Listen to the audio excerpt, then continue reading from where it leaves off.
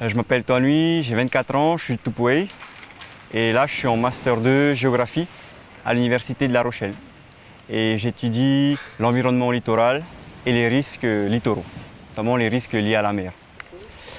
J'ai décroché un stage dans un institut de recherche à La Rochelle et on aimerait en fait comprendre comment l'île fait face aux risques liés à la mer, l'île de Tupoué. Je suis ici en fait pour comprendre l'aménagement de la bande côtière, retracer un petit peu l'historique de l'aménagement du littoral et corréler ça un petit peu avec l'évolution du risque lié à la mer.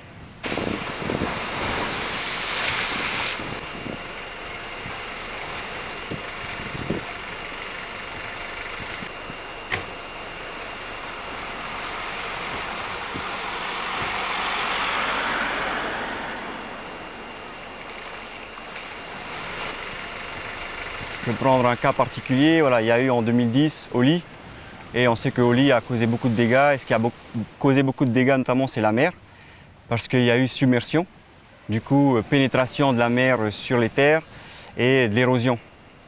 Et donc un recul à certains endroits du trait de côte, qui en fait augmente l'exposition de l'habitat, qui s'est installé le long de la route depuis qu'elle existe.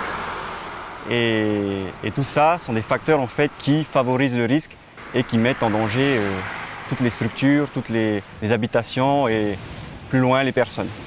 Alors oui, c'est vrai que ces maisons elles étaient déjà là. Elles se sont installées, comme je le disais, le long de la route qui est apparue bien avant les années 1950. Puis il y a eu développement avec le réseau électrique, le réseau d'eau et qui en fait a favorisé l'installation des habitations le long de cette route.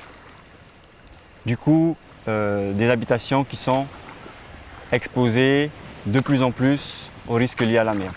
Alors, Oli a quand même montré la fragilité de l'aménagement de ce territoire et les recherches scientifiques ont également montré que le niveau de la mer monte, qu'il est donc nécessaire aujourd'hui de se tourner vers l'avenir et de trouver les solutions les mieux adaptées. Après Oli, il y a une réponse à des mesures qui ont été prises avec l'installation des gabions, donc des espèces de blocs de rochers installés dans des structures métalliques qui en fait, on le voit aujourd'hui, est une solution peu adaptée puisque les structures métalliques aujourd'hui sont complètement déchiquetées.